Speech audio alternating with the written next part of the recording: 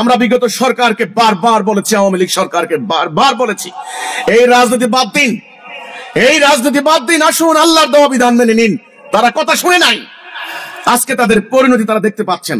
আগামী দিন যারা রাজনীতি করবেন তাদের জন্য একই বার্তা, আল্লাহর দেওয়া হুকুম বিধান মেনে নিন। আমরা হুকুম মানবো আল্লাহর, বিধান মানবো আল্লাহর। আমরা জাতি হব একটা, আমাদের নেতা হবেন একজন, আমরা হব দুনিয়াতে সেরা জাতি। এই তরুণরা জ্ঞানে, বিজ্ঞানে, সামরিক শক্তিতে, নতুন নতুন বৈজ্ঞানিক প্রযুক্তিতে দুনিয়াকে একদিন লিড দেবে ইনশাআল্লাহ। আমাদেরকে এই হানাহানি থেকে বের হতে হবে, এই অপরাজনীতি থেকে মুক্ত হতে হবে, এবং ধর্মের নামে ইসলামকে ব্যবহার করে যারা ব্যবসা করে, অপরাজনীতি করে, উগ্রবাদী সাম্প্রদায়িক তাণ্ডব ঘটায়, তাদের বিরুদ্ধে একটা গণপ্রতিরোধ গড়ে তুলতে হবে। আমরা হব মুমিন, আমরা হব মুসলিম, আমরা হব উম্মতে মুহাম্মাদি, আমরা হব সত্যিকার অর্থে দেশপ্রেমিক। ওরা দেশপ্রেমের কথা বলে, কোটি কোটি টাকা পাচার করে নিয়ে ওরা বেগম পাড়া বানায়, কানাডায় বাড়ি করে, সিঙ্গাপুরে বাড়ি করে, লন্ডনে জমি কিনে। কিন্তু আমরা যারা দেশকে ভালোবাসবো, আমরা মুখে এক কথা, বাস্তবে আরেক কথা, সেটা হবে না, সেটা হবে মুনাফিক। এই মুনাফিকদের রাজনীতি এতদিন হয়েছে, এই রাজনীতি বন্ধ করার সময় এসেছে। আমাদের এই ভূখণ্ডের মানুষ ঐতিহাসিক কাল থেকে তারা আল্লাহকে বিশ্বাস করে, রাসূলকে বিশ্বাস করে, কোরআনকে বিশ্বাস করে। তারা বিশ্বাস করে আল্লাহ হক সত্য, কোরআন হক সত্য, নবী হক সত্য, রাসূল হক সত্য। আমাদের এই সমাজ বিশ্বাসীর সমাজ। কিন্তু দুর্ভাগ্যজনক ভাবে গত কয়েক শতাব্দী থেকে এই অঞ্চলে আল্লাহর দেওয়া বিধান চালু করা হয় নাই। এটা একটা ষড়যন্ত্রমূলক কাজ, সেটা তারা করেছে। 47 সালে যখন দেশটা ভাগ হলো, তখন তারা বলেছে, যারা দেশটা ভাগ করলেন, স্বাধীন করলেন, যে আল্লাহর বিধান দ্বারা পাকিস্তান চলবে। কিন্তু আমরা দেখলাম 8 বছর চলে গেল, পাকিস্তানের শাসকরা সংবিধান রচনা করতে পারেননি। আল্লাহর দেওয়া সংবিধান থাকার পরেও তারা নিজেরা কেন সংবিধান রচনা করতে বসলেন? আল্লাহর সাহায্য চলে গিয়েছে, আল্লাহ সাহায্য করেননি। স্বাধীনতার পর 53 বছর চলল, একটা দিনের জন্য আমাদের এই প্রিয় জন্মভূমি বাংলাদেশকে আমরা শান্তিতে পাই নাই। এই সময়ে লক্ষ লক্ষ কোটি টাকা বিদেশে পাচার হয়েছে। যারা রাজনীতি করেছেন, স্বার্থের রাজনীতি, আমরা বলি ধাপ্পাবাজের রাজনীতি, ধান্দাবাজের রাজনীতি করেছেন। ক্ষমতায় টিকে থাকার, ক্ষমতা যাওয়ার অসুস্থ অশুভ প্রতিযোগিতা করেছেন। এজন্য ন্যায় অন্যায়ের মানদণ্ড তাদের কাছে ছিল না। যে কোনো মূল্যে ক্ষমতায় থাকতে হবে, যে কোনো মূল্যে ক্ষমতায় যেতে হবে। কাকে মিথ্যা মামলা দেওয়া যায়, কাকে দেশান্তরিত করা যায়, কাকে গুম করে দেওয়া যায়, কাকে হয়রানি করে দেওয়া যায়, এই ষড়যন্ত্র করেছে যারা রাজনীতি করেছেন। ফলে কি হলো? লক্ষ লক্ষ মামলা হয়েছে। বর্তমানে আদালতে 43 লক্ষ মামলা জমেছে। বলা হচ্ছে এ পর্যন্ত প্রায় 20 লক্ষ কোটি টাকা আমরা বিদেশের কাছে ঋণী। 1 লক্ষ টাকার উপরে ঋণের বোঝা মাথায় নিয়ে নতুন শিশু জন্ম নিচ্ছে এই বাংলাদেশের শিশু। সুদের যন্ত্রণায় পুরো জাতি নাবিশ্বাস। বর্তমান ব্যাংকে সুদের হার 15%। সুদের মার প্যাচ হিসাব করলে এই সংখ্যা দাঁড়ায় প্রায় 40%-এর উপরে। প্রায় 16 লক্ষ কোটি টাকা বিদেশে পাচার হয়েছে। প্রতি বছর 1.5 লক্ষ কোটি টাকা আমাদেরকে ঋণের জন্য সুদ দিতে হয় বিদেশি সংস্থাগুলিকে। নানান ধরনের এনজিও, নানান ধরনের সংস্থা, বিদেশিদের আধিপত্যবাদ বাংলাদেশটাকে শেষ করে দিচ্ছে, কুরে কুরে খেয়ে ফেলছে। আমাদের প্রায় 1.25 কোটি তরুণ তরুণী, বাবা মা, আত্মীয় স্বজন, পরিজন, তাদের মায়া ত্যাগ করে বছরের পর বছর, যুগের পর যুগ তারা বিদেশে পড়ে আছেন, কষ্ট করছেন দিন রাত, মায়া মমতা জলাঞ্জলি দিয়ে। তাদের পাঠানো কষ্টার্জিত অর্থ, এটাকে আমরা বলি বৈদেশিক রেমিটেন্স। প্রতিটা ফোঁটা রক্ত পানি করে তারা এই রোজগার করে বাংলাদেশে পাঠাচ্ছেন। আর এই অর্থ এরা বসে বসে এরা বিদেশে পাচার করেছে। দাঙ্গা হাঙ্গামা, প্রতিটা মুহূর্তে মানুষ আতঙ্কে ঘুমোতে পারছে না। কে আবার মাঠে নামে, কে আবার মাঠ থেকে আউট হয়ে যায়। আইন শৃঙ্খলা বাহিনী তটস্থ, ভীত সন্ত্রস্ত। বিপদে পড়লে আইন শৃঙ্খলা বাহিনীকে ডাক দেওয়া হয়। আইন শৃঙ্খলা বাহিনী কি করবে আর? তারা অসহায় হয়ে যায়। তারা লাঠিচার্জ করলেও দোষ, শক্তি প্রয়োগ করলেও দোষ, আবার না করলেও দোষ। সেনাবাহিনীকে ডাকা হচ্ছে। এই নোংরা রাজনীতি, এই অসুস্থ রাজনীতির ফল এবং আল্লাহর নাযিল করা পবিত্র ধর্ম ইসলামকে নিয়ে ব্যবসা করার ফল, ধর্মকে ব্যবহার করে স্বার্থ উদ্ধার করার, রাজনীতিতে ধর্মকে ব্যবহার করার এই পরিণতি আজকে জাতি এখানে এসে দাঁড়িয়েছে। আমাদের প্রস্তাব যথেষ্ট সময় গিয়েছে, চূড়ান্ত ধ্বংসের হাত থেকে বাঁচানোর একটা মাত্র রাস্তা আছে, একটা মাত্র পথ আছে। আমি জানি না এই রাস্তা, এই পথ তারা অবলম্বন করবেন কিনা, আমাদের ডাক, আমাদের আহ্বান তারা শুনবেন কিনা আমি জানি না। যে হে মানুষ, তোমরা আল্লাহকে বিশ্বাস করো, তোমরা আল্লাহকে সন্তুষ্ট করার জন্য নামাজ পড়তে যাও, মসজিদ বানাও। হে মুসলমান, তোমরা হজ করতে যাও আল্লাহ সন্তুষ্টির জন্য, গুনাহ মাফের জন্য। অর্থাৎ আল্লাহকে বিশ্বাস করে, রাসূলকে বিশ্বাস করে, কাবা ঘর আল্লাহর ঘর, ঐক্যের প্রতীক সেটা বিশ্বাস করে, আল্লাহ রাসূলকে বিশ্বাস করে নবী হিসেবে। তাহলে যদি এই বুনিয়াদী বিশ্বাসগুলি থাকে, তাহলে আল্লাহর বিধান দ্বারা, আল্লাহর কোরআন, আল্লাহর হুকুম দ্বারা আমরা রাষ্ট্র পরিচালিত করব না কেন? যথেষ্ট হয়েছে, আর নয়। দ্বিতীয় বিশ্বযুদ্ধে তারা নিজেরা মারামারি করে এতটাই পর্যদস্ত হয়েছে, তাদের পুনর্গঠন প্রক্রিয়ার জন্য তারা সেখানে প্রত্যাবর্তন করেছে। তারা এত বড় সাম্রাজ্য আর কন্ট্রোলে রাখতে পারবে না বলে যাওয়ার সময় তারা আমাদেরকে এই রাজনৈতিক দাঙ্গা হাঙ্গামার মধ্যে তারা ঢুকিয়ে দিয়ে তারা চলে গেছে। এই ভারতবর্ষে এখনো সেই রাজনীতি চলছে। আমাদের সিদ্ধান্ত নিতে হবে, ওদের দেখানো পথে আমরা হাঁটবো কিনা। আমাদের হিজবুত তাওহীদের প্রস্তাব, ওদের দেখানো পথে, ওদের দেখানো রাস্তা, ওটা হেদায়া নয়, ওটা দলালা। কোরআনে আল্লাহ বলেছেন এটা দলালা, গায়রিল মাগদুবি আলাইহিম ওয়ালাদ-দাল্লিন। আমরা প্রতিনিয়ত বলি আল্লাহ ওই দলালাতে আমাদেরকে নিও না, গজবে নিপতিত হয়েছে, ওটা লানতগ্রস্ত। আল্লাহ আমাদেরকে দিয়েছেন হেদায়া, এই জন্য আমরা দোয়া করি ইহদিনাস সিরাতাল মুস্তাকিম, সিরাতুল মুস্তাকিমে হেদায়া দাও। তাহলে আমাদের প্রথম সিদ্ধান্ত নিতে হবে ওদের দেখানো পথে আমরা হাঁটবো কিনা।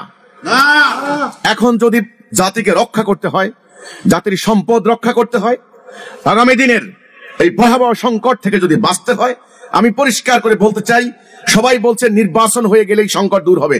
আমি বলছি নো, শুধুমাত্র নির্বাচন হলে সংকট দূর হবে না, আর একটা নতুন সংকট সৃষ্টি হবে। আমি যখন আল্লাহকে বিশ্বাস করি, আমি যখন এই কোরআনকে বিশ্বাস করি, আমি যখন আমার নবী করিম সাল্লাল্লাহু আলাইহি সাল্লামকে বিশ্বাস করি, আমি যখন পবিত্র কাবাকে বিশ্বাস করি, তাহলে আমাদেরকে এখন সিদ্ধান্ত নিতে হবে আমরা ওদের দেওয়া পথে আমরা আর হাঁটবো না। আমাদের পথ দিয়েছেন আল্লাহ রাব্বুল আলামিন। আমরা সিদ্ধান্ত নেব আমাদের রাষ্ট্রীয়, জাতীয়, অর্থনৈতিক, শিক্ষা সকল ক্ষেত্রে আমরা হুকুম মানবো আল্লাহ রাব্বুল আলামিনের। আল্লাহর হুকুম বিধান ছাড়া আমরা কারো হুকুম বিধান মানবো না। এটা আমাদের কলেমার স্বীকৃতি, কলেমার ঘোষণা। আমরা যারা মুসলমান তারা নামাজ পড়ে কিন্তু ঈমান আনি নাই। আমরা ঈমান এনেছি একমাত্র কলেমা তাইয়্যিবা, কলেমাতুত তাওহীদ, লা ইলাহা ইল্লাল্লাহ মুহাম্মাদুর রাসূলুল্লাহ। এই কথাই ছিল আমাদের ইসলামের মূল ভিত্তি, নাকি?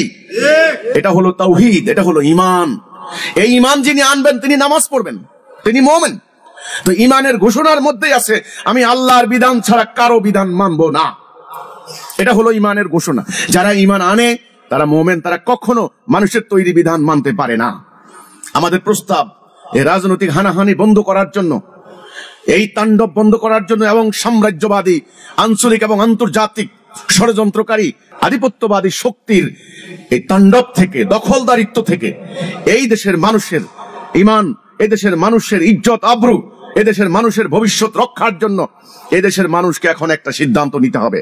সেটা হলো আমরা হুকুম মানবো আল্লাহর, বিধান মানবো আল্লাহর, আইন মানবো আল্লাহর, আমরা আনুগত্য করব আল্লাহর। এই সিদ্ধান্ত নিতে হবে এবং আমাদের কোর্ট কাছারি আদালতে বিচার হবে, ফয়সালা হবে আল্লাহর হুকুম মোতাবেক, আল্লাহর বিধান মোতাবেক। আমি মুসলমান, আমি নামাজ পড়ি আল্লাহর জন্য, কিন্তু আইন মানি ব্রিটিশের। এটা কি করে হয়? এটা শিরিক। যারা ইসলামের পণ্ডিত আছেন, আলেম আছেন, স্কলার আছেন, আপনারা জানেন আল্লাহ কোরআনে বলেছেন তিনি শিরিক ক্ষমা করবেন না। শিরিক হচ্ছে সবচাইতে বড় গুনাহ। শিরিক ক্ষমা করবেন না, সেখানে আমরা শিরিক করে চলেছি। আল্লাহ বলেছেন যারা শিরিক করবে তাদেরকে খিজিউন ফিল হায়াতিদ দুনিয়া, দুনিয়ার জীবনে লাঞ্ছনা, সেটা আজকে হচ্ছে। হজ করতে যাই আল্লাহ সন্তুষ্টির জন্য, কিন্তু আইন মানি মানুষের। আমরা নামাজ পড়ি আল্লাহ সন্তুষ্টির জন্য, কিন্তু আদালতে বিচার হয় মানুষের আইনে। আমরা রোজা রাখি আল্লাহ সন্তুষ্টির জন্য, না খেয়ে থাকি, কিন্তু রাজনীতি, অর্থনীতি চলে, সুদ ভিত্তিক অর্থনীতি এবং ওদের দেওয়া রাজনীতি। তাহলে কি করে হলো? কিভাবে হলো? এই শিরিক, এই কুফরের মধ্যে পুরো জাতি আমরা ডুবে গেছি আজকে। আজকে 30টি বছর থেকে আমরা বারবার একথা বলে এসেছি যে যদি আমরা আল্লাহর হুকুমের আনুগত্য করি, যদি আমরা আল্লাহর বিধানের আনুগত্য করি, তবে আমাদের এই রাজনৈতিক হানাহানি হবে না, এই অর্থ পাচার হবে না, এই জুলুম হবে না, সাধারণ মানুষের উপরে রাজনীতির নামে জুলুম হবে না। আমরা যদি সুদ মুক্ত আল্লাহর দেওয়া অর্থনীতি প্রবর্তন করতে পারি, তাহলে ব্যবসায়িক সিন্ডিকেট আর হবে না। আজকে ব্যবসায়িক সিন্ডিকেটের হাতে পুরো জাতি বন্দী। আজকে দ্রব্যমূল্যের এমন ঊর্ধ্বগতি, মানুষের সংসার চলে না। সাধারণ মানুষ জীবন নির্বাহের জন্য আজকে দিন রাত পরিশ্রম করছে, কিন্তু সামান্যতম জীবন ধারণ তার জন্য কঠিন হয়ে গিয়েছে। এটা হলো সিন্ডিকেট, সুদ ভিত্তিক অর্থনীতি। এই অর্থনীতিকে বন্ধ করতে পারে একমাত্র আল্লাহর দেওয়া অর্থ ব্যবস্থা। এবং আমি যেটা বলেছি, বিচার ব্যবস্থায় নৈরাজ্য বন্ধ হবে না, দুর্নীতি বন্ধ হবে না, বিচারের নামে প্রহসন চলবে যতক্ষণ না আল্লাহর দেওয়া বিধান প্রবর্তন করা না হয়। হিজবুত তাওহীদ আন্দোলনের পক্ষ থেকে আমি পুরো জাতিকে আহ্বান করছি, সম্মানিত ভাই ও বোনেরা, আমাদের এই দেশের মানুষ হিন্দু হতে পারেন, মুসলমান হতে পারেন, খ্রিস্টান হতে পারেন, বৌদ্ধ হতে পারেন, আপনারা বাংলাদেশকে ভালোবাসেন। আমি জানি এই মাটিতে আমাদের পূর্বপুরুষের অস্থিমজ্জা মিশে আছে। এই মাটিকে নিয়ে আমি স্বপ্ন দেখি, এই মাটিতে আমি সেজদা করি, এই মাটির ফসল ফলাদি খেয়ে আমরা জীবন ধারণ করি, এই মাটির আলো বাতাসে আমরা বড় হচ্ছি। কাজে আমরা কেউ চাইব না এই মাটিতে সাম্রাজ্যবাদীদের আগ্রাসী তৎপরতার লীলাভূমিতে পরিণত হোক। আমরা কেউ চাইব না এই মাটিতে কোনো বোমা পড়ুক। আমরা কেউ চাইব না এই মাটিতে মিসাইল হামলা হয়ে এদেশের নগর শহর বন্দর ধ্বংস হয়ে যাক, কিন্তু তারা সেই ষড়যন্ত্র করছে। আমি আবারও বলছি, আঞ্চলিক পরাশক্তিধর রাষ্ট্রগুলি এবং আন্তর্জাতিক, আমি শুধুমাত্র একটা বলছি না, কোন দেশের নিজেদের মধ্যে যদি হানাহানি হয়, নিজেদের মধ্যে যদি ঐক্য না থাকে, তাহলে বাহিরের শত্রু খুব সহজেই আমাদেরকে ঘায়েল করতে পারবে। আল কোরআনে আমাদের শিক্ষা রয়েছে, আল্লাহ বলেছেন যে ওয়াতাসিমু বিহাবলিল্লাহি জামিআন ওয়া লা তাফাররাকু, তোমরা ফারাক হইবা না, তোমরা আলাদা হইবা না, তোমরা ঐক্যবদ্ধ হও, একটা জাতিসত্তা গড়ে তোলো, তোমরা হলো সেরা জাতি। আমি পরিষ্কার করে বলতে চাই, ইনশাআল্লাহ যদি হিজবুত তাওহীদের এই প্রস্তাব আপনারা গ্রহণ করেন, অর্থাৎ আমরা হুকুম মানবো আল্লাহর, বিধান মানবো আল্লাহর, আমরা জাতি হব একটা, আমাদের নেতা হবেন একজন, আমরা হব দুনিয়াতে সেরা জাতি, তাহলে আমি হলফ করে বলতে পারি ইনশাআল্লাহ একদিন যেই বাংলাদেশে এই অপরাজনীতির কারণে, ধান্দাবাজের স্বার্থের রাজনীতির কারণে এই জনগণের মধ্যে, তরুণ সমাজের মধ্যে হানাহানি লাগিয়ে দিয়েছে, এই তরুণরা জ্ঞানে, বিজ্ঞানে, সামরিক শক্তিতে, নতুন নতুন বৈজ্ঞানিক প্রযুক্তিতে দুনিয়াকে একদিন লিড দেবে ইনশাআল্লাহ। চলমান রাজনৈতিক সিস্টেম থেকে বেরিয়ে আসুন। আমরা বিগত সরকারকে বারবার বলেছি, আওয়ামী লীগ সরকারকে বারবার বলেছি, এই রাজনীতি বাদ দিন, এই রাজনীতি বাদ দিন, আসুন আল্লাহর দেওয়া বিধান মেনে নিন। তারা কথা শুনে নাই, আজকে তাদের পরিণতি তারা দেখতে পাচ্ছেন। আগামী দিন যারা রাজনীতি করবেন তাদের জন্য একই বার্তা, আল্লাহর দেওয়া হুকুম বিধান মেনে নিন। ইবলিস চ্যালেঞ্জ দিয়েছিল যে আমাকে সুযোগ দাও, আমি তোমার এই সৃষ্টিকে তোমার পথে থাকতে দেব না। ফাসাদ সাবাকুদ্দিমা করবে, ইবলিসের ষড়যন্ত্র চলছে। ইবলিস চেষ্টা করবে মানব জাতিকে আল্লাহর দেওয়া পথ থেকে সরাতে, দলালাতে নিয়ে যেতে। ইবলিস চেষ্টা করবে আদম সন্তানের মধ্যে ভাইয়ে ভাইয়ে মারামারি, হানাহানি লাগিয়ে একটা তাণ্ডব সৃষ্টি করে দিতে। সেটা করেছে ইবলিস, দুইটা বিশ্বযুদ্ধ ঘটিয়ে 14 কোটি বনি আদম খুন করেছে। আজকে আমরা সিদ্ধান্ত নেব, বাংলাদেশের সাধারণ ধর্মপ্রাণ মানুষ, আমরা কি ইবলিসকে বিজয় করব না আল্লাহকে বিজয় করব? আমরা যদি আল্লাহকে বিজয় করতে চাই, তাহলে অবিসম্ভাবী রূপে আমাদেরকে এই হানাহানি থেকে বের হতে হবে, এই অপরাজনীতি থেকে মুক্ত হতে হবে, এবং ধর্মের নামে ইসলামকে ব্যবহার করে যারা ব্যবসা করে, অপরাজনীতি করে, উগ্রবাদী সাম্প্রদায়িক তাণ্ডব ঘটায়, তাদের বিরুদ্ধে একটা গণপ্রতিরোধ গড়ে তুলতে হবে। সেজন্য আজকে সময় এসেছে আল্লাহর দেওয়া বিধানের উপরে পুরো জাতিকে ঐক্যবদ্ধ করার। আমরা অবশ্যই সিদ্ধান্ত নেব, ইবলিসের অভিপ্রায় আমরা বাস্তবায়িত হতে দেব না, আল্লাহর অভিপ্রায় আমরা বাস্তবায়ন করব। আমরা হব মুমিন, আমরা হব মুসলিম, আমরা হব উম্মতে মুহাম্মাদি, আমরা হব সত্যিকার অর্থে দেশপ্রেমিক।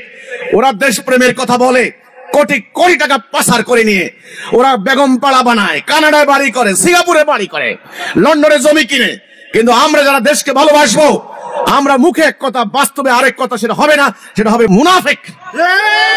এই মুনাফিকদের রাজনীতি এতদিন হয়েছে, এই রাজনীতি বন্ধ করার সময় এসেছে। আজকে ছাত্র জনতা, তোমরা যারা আজকে স্টুডেন্টরা আন্দোলন করছো, আমি জানি তোমাদের আন্দোলনের নাম বৈষম্য বিরোধী আন্দোলন। তোমরা বৈষম্য চাও না। আল কোরআন বৈষম্যের বিরুদ্ধে লড়াইয়ের ঘোষণা দিচ্ছে। এটার নাম জিহাদ। আল্লাহ রাসূল সারা জীবন জিহাদ করেছেন, মক্কার জাহিলি সমাজের বৈষম্য দূর করেছেন। বৈষম্য বিরোধী আন্দোলন যারা করছেন, আমি আপনাদেরকে বলতে চাই, গত 30টি বছর এই অন্যায় অবিচার, এই বৈষম্যের বিরুদ্ধে আমরা লড়াই চালিয়ে যাচ্ছি। আমাদের কথা ছিল, আপনারা যেই তরিকায়, যেই প্রক্রিয়ায় বৈষম্য বিরোধী আন্দোলন করছেন, আপনাদের তরিকা প্রক্রিয়া পরিবর্তন করতে হবে। আপনারা সিদ্ধান্ত নিতে হবে, আল্লাহর দেওয়া বিধান প্রতিষ্ঠা ছাড়া বৈষম্য দূর হবে না।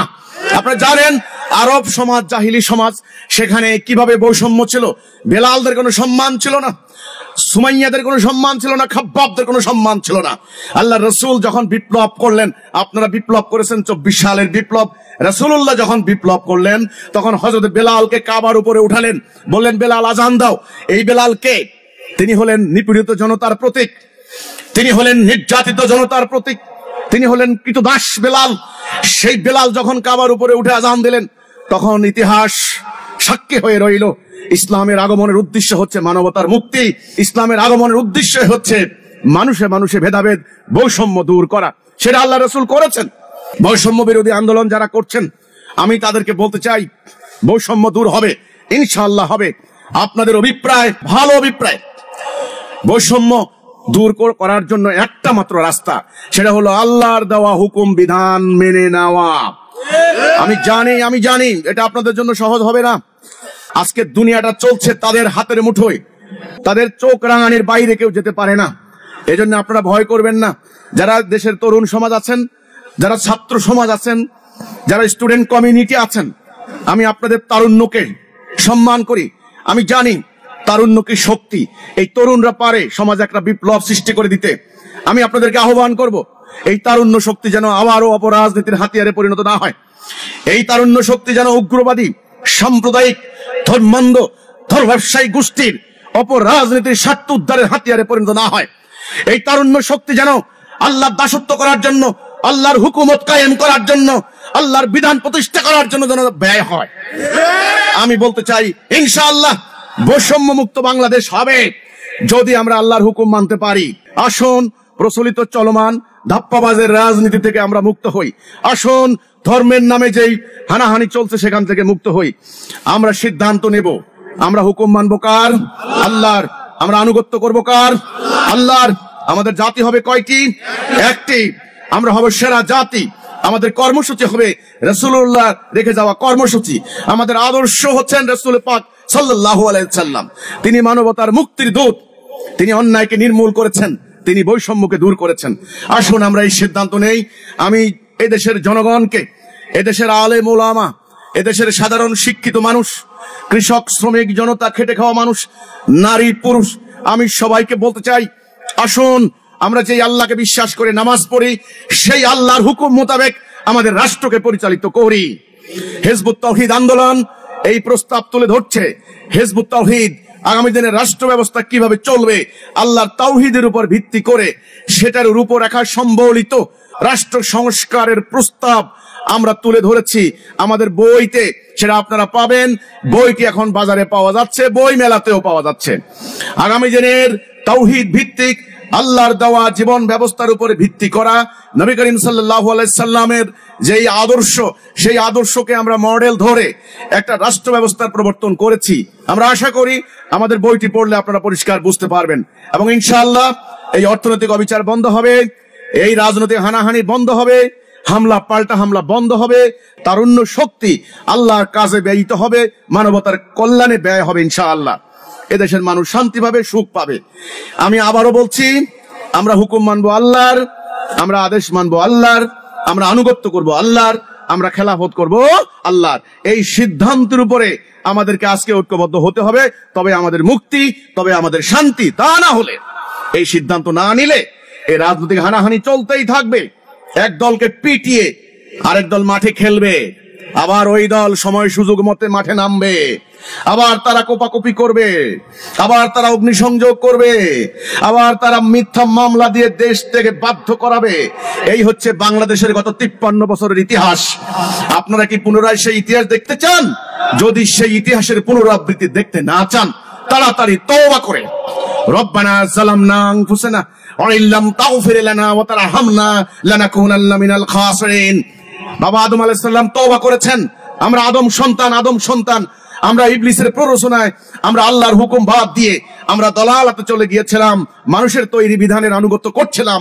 এই জন্য এই সমাজে অশান্তি চলছে, ইবলিসের ষড়যন্ত্রে এই অশান্তি চলছে। কাজে আমরা এখন তওবা করব। বাবা আদম যেরকম তওবা করেছেন, আমরা তওবা করে পুনরায় কলেমা তাওহীদের উপরে ঐক্যবদ্ধ হব। আমাদের আল্লাহর সঙ্গে অঙ্গীকার হবে, আল্লাহর সঙ্গে আমাদের ওয়াদা হবে, আল্লাহর সঙ্গে আমাদের চুক্তি হবে, লা ইলাহা ইল্লাল্লাহ মুহাম্মাদুর রাসূলুল্লাহ। আমি আল্লাহর বিধান ছাড়া, আল্লাহর হুকুম ছাড়া, আল্লাহর আনুগত্য ছাড়া কারো আনুগত্য করব না। এটা হবে আমাদের ঈমান, এটা হবে আমাদের অঙ্গীকার। এরপরে আমরা নামাজ পড়বো, রোজা রাখবো, হজ করবো, বাকিটুকু পরে। আগে ঈমান। এই ঈমানের দিকে ডাক দিচ্ছি, তাওহীদের দিকে ডাক দিচ্ছি। আগামী দিনের সমাজকে রক্ষার জন্য আল্লাহর পক্ষ থেকে আমরা গুনাহগার এই আহ্বান জানাচ্ছি। আমরা আশা করছি যারা আল্লাহকে ভালোবাসেন, রাসূলকে ভালোবাসেন, শান্তি চান, শান্তিকামী জনতা আমাদের এই আহ্বানে সাড়া দিবেন, আমাদের কথার মর্ম বুঝবেন। আমাদের বিরুদ্ধে অনেক মিথ্যাচার হচ্ছে, অপপ্রচার হচ্ছে, আপনারা সেগুলি যাচাই বাছাই করে দেখুন আমরা কি বলতে চাই, আমাদের কথা শুনুন। হিজবুত তাওহীদ আন্দোলনের পক্ষ থেকে আগামী দিনের জাতিকে মুক্তির এই বার্তা দিয়ে আমার বক্তব্য শেষ করছি। আল্লাহ হাফেজ। সালামু আলাইকুম ওয়া রাহমাতুল্লাহি ওয়া বারাকাতুহু।